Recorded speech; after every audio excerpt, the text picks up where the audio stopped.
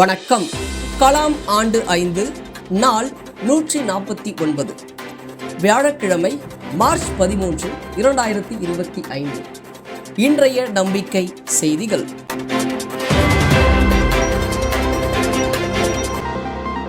தங்கள் அரசு மருத்துவமனை தரம் உயர நான் என்ன செய்ய வேண்டும்? கேட்டு செய்த உதவியால் இந்திய அரசின் தேசிய தரச் சான்றிதழ் கிடைத்தது. அந்தியூர் அரசு மருத்துவமனை டாக்டர் கவிதா நெகிழ்ச்சி. ஈரோடு மாவட்டம் அந்தியூர் அரசு மருத்துவமனை மனநல மருத்துவர் டாக்டர் கவிதா. இவர் தமது மருத்துவமனைக்கு கிடைத்த தேசிய தரச் சான்றிதழை எடுத்து வந்து அக்னி ஸ்டீல்ஸ் நிர்வாக இயக்குனர் உயர்திரு தங்கவேலு ஐயா அவர்களிடம் காண்பித்து ஆசி பெற்றார். அது பற்றிய விவரத்தை டாக்டர் கவிதா அவர்களிடம் கேட்டபோது, ஒரு விழாவில் அக்னி ஸ்டீல்ஸ் நிர்வாக இயக்குனர் மதிப்பிற்குரிய தங்கவேலு ஐயா அவர்களை சந்தித்து பேசிக் கொண்டிருந்தபோது, உங்கள் மருத்துவமனைக்கு இன்னும் என்ன இருந்தால் பயனுள்ளதாக இருக்கும் என்று கேட்டார். சில நாட்கள் கழித்து நான் ஐயாவிடம் மருத்துவமனைக்கு சலவை இயந்திரம், 3 நிழற்கூடம், குழந்தை நல அறை என கேட்டிருந்தேன். இவை அனைத்தையும் ரூபாய் 16 லட்சத்தில் செய்து முடித்தார். சென்ற வாரம் இந்திய அரசு எங்கள் அந்தியூர் மருத்துவமனையை பார்வையிட வந்தபோது தேசிய தரச் சான்றிதழை வழங்கியது. இதற்கு 80% காரணம் மதிப்பிற்குரிய தங்கவேலு ஐயாதான் என்று நெகிழ்ச்சியுடன் கூறினார். நீங்கள் ஏன் அந்த மருத்துவமனைக்கு அந்த உதவி செய்தீர்கள் என்று கேட்டபோது, டாக்டர் கவிதா, மலைவாழ் மக்கள் இந்த மருத்துவமனைக்கு வரும்போது அவர்களை மிகச்சிறந்த முறையில் கவனித்து வருவதாக அறிந்தேன் என்று மனதார பாராட்டினார். இப்படிப்பட்ட நல்ல எண்ணமும் செயல்பாடுகளுமே நர்ஸ் சமூகத்தின் அடையாளமாக நல்லூர் வட்டம் பார்க்கிறது என்று நல்லூர் வட்டம் வாழ்வியல் கள பொறுப்பாளர் திருமதி சாந்தகுமாரி தெரிவித்தார்.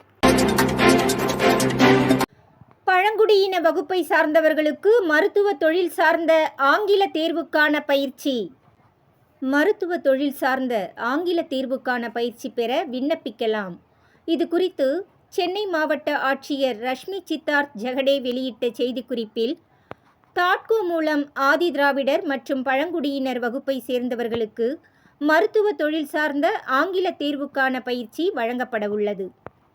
எம்எஸ்சி நர்சிங் பட்டப்படிப்பு, போஸ்ட் பேசிக் பிஎஸ்சி நர்சிங் மற்றும் பொது செவிலியர் மருத்துவ படிப்பு ஆகியவற்றில் தேர்ச்சி பெற்ற எஸ்சி, எஸ்டி வகுப்பை சார்ந்தவர்கள் விண்ணப்பிக்கலாம்.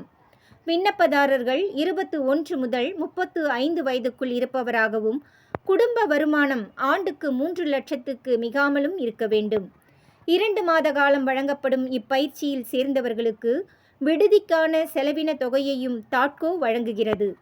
இப்பயிற்சி முடித்த தகுதியான நபர்களுக்கு பயிற்சி அளிக்கும் நிறுவனம் மூலமாக அயல் நாடுகளில் வேலைவாய்ப்பு ஏற்படுத்தி தரப்படும். இப்பயிற்சியில் சேர தாட்கோவின் www.tatco.com என்னும் இணையதள முகவரியில் பதிவு செய்து பயன்பெறலாம் என அச்செய்திக்குறிப்பு தெரிவிக்கிறது. வருங்காலத்தில் வேலைவாய்ப்பில் விமானிகளுக்கு நல்ல வாய்ப்பு. இந்தியாவில் விமான நிறுவனங்கள் தங்களின் வர்த்தகத்தை விரிவுபடுத்த திட்டமிட்டுள்ள நிலையில், அடுத்த 15 முதல் 20 ஆண்டுகளில் 30,000 உள்நாட்டு விமானிகள் தேவைப்படுவர் என்று விமான போக்குவரத்து துறை அமைச்சர் தெரிவித்தார். தமிழகத்தின் சக்தி குழுமம் மற்றும் ஆஸ்திரியாவின் டைமண்ட் விமான நிறுவனங்களின் கூட்டு அமைப்பான சக்தி விமான நிறுவனம் சார்பில் 200 பயிற்சி விமானங்களை வாங்குவதற்கான புரிந்துணர்வு ஒப்பந்தம் கையொப்பமிடும் நிகழ்ச்சி புதுடில்லியில் செவ்வாய்க்கிழமை நடைபெற்றது. நிகழ்ச்சியில் விமான போக்குவரத்து துறை அமைச்சர் ராம்மோகன், இந்தியாவில் தற்போது 800க்கும் அதிகமான உள்நாட்டு விமானங்கள் இயங்கி வரும் நிலையில் மேலும் 1700 விமானங்களை வாங்குவதற்கான நடவடிக்கையை விமான நிறுவனங்கள் மேற்கொண்டுள்ளன. இதனால் விமானத்துறை மிகப்பெரிய அளவில் விரிவடைய உள்ளது. ஆனால் தற்போது இந்தியாவில் 6000 முதல் 7000 விமானிகள் மட்டுமே உள்ளனர். எனவே அடுத்த 15 முதல் 20 ஆண்டுகளில் இந்தியாவில் 30,000 உள்நாட்டு விமானிகள் தேவைப்படுவர். உலகின் வேகமாக வளர்ந்து வரும் விமான போக்குவரத்து சந்தையை கொண்ட நாடுகளில் ஒன்றாக இந்தியா திகழ்ந்து வருகிறது. இந்த சூழலில் விமான பயிற்சிக்கான முனையமாக இந்தியாவை உருவாக்குவதற்கான முயற்சிகளும் மேற்கொள்ளப்பட்டு வருகின்றன. டில்லியில் மேற்கொள்ளப்பட்ட புரிந்துணர்வு ஒப்பந்தத்தின் கீழ் சக்தி விமான நிறுவனம் 200 DA-40 NG பயிற்சி விமானங்களை வாங்க உள்ளது. இவற்றில் 150 பயிற்சி விமானங்கள் உள்நாட்டிலேயே தயாரிக்கப்பட அசெம்பிளிங் உள்ளன. சக்தி விமான நிறுவனம் சார்பில் ஹரியானா மாநிலத்தில் அமைக்கப்படவிருக்கும் மையத்தில் இந்த விமானங்கள் தயாரிக்கப்பட உள்ளன என்று அதன் தலைவர் டி. வைபவ் தெரிவித்தார். நம்பிக்கை செய்திகளுக்காக சென்னையிலிருந்து தயாநிதி.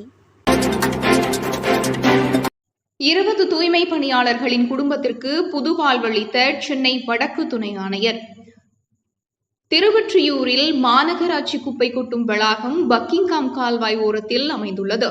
இங்கு சுமார் 20க்கும் மேற்பட்ட குடும்பங்கள் கூடாரம் அமைத்து பெண்கள், குழந்தைகள், இளைஞர்கள் என 50க்கும் மேற்பட்டோர் நெகிழி, இரும்பு பொருட்களை சேகரித்து விற்பனை செய்து வருகின்றனர். இவர்கள் சுமார் 10 ஆண்டுகளுக்கு மேலாக அப்பகுதியில் குப்பைகளை சேகரித்து வருகின்றனர்.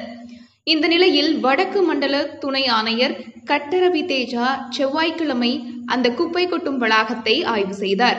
அப்போது சுகாதாரமற்ற சூழ்நிலைகள் வாழ்ந்து வருவதைக் கண்டு அவர்களுக்கு நிரந்தர வாழ்வாதாரம் ஏற்படுத்தும் வகையில் சென்னை மாநகராட்சி தூய்மை பணியாளராக வேலை வழங்குமாறு உத்தரவிட்டார். அதன்படி அனைவருக்கும் ஆதார் அட்டை, ஓட்டுநர் உரிமம் உள்ளவற்றை வழங்கி சென்னை மாநகராட்சியுடன் இணைந்து தூய்மை பணி மேற்கொள்ளும் ராம்கி நிறுவனத்தில் மாதாந்திர ஊதியத்தின் அடிப்படையில் வேலை வழங்கப்பட்டுள்ளது. குப்பை கொட்டும் வளாகத்தில் வசித்து வரும் அவர்களுக்கு நிரந்தர வீடுகள் வழங்கவும் நடவடிக்கை எடுப்பதாக துணை ஆட்சியர் கட்டரவி தேஜா தெரிவித்தார். குப்பை கொட்டும் வளாகத்தில் வசித்து வரும் அவர்களுக்கு நிரந்தர வீடுகள் வழங்கவும் நடவடிக்கை எடுப்பதாக துணை ஆணையர் கட்டரவி தேஜா தெரிவித்தார். தொடர்ந்து அனைவருக்கும் சிறப்பு மருத்துவ முகாம் ஏற்பாடு செய்து உடல்நல பரிசோதனை மேற்கொள்ளவும், அங்கு வசித்து வந்த சிறுவர்களை பள்ளியில் சேர்க்கவும் நடவடிக்கை எடுக்குமாறு அதிகாரிகளுக்கு அறிவுறுத்தியுள்ளார். செய்திகளுக்காக சேலத்திலிருந்து சி. ஹரிஸ்வேதா. இத்துடன் இன்றைய நம்பிக்கை செய்திகள் நிறைவடைந்தன.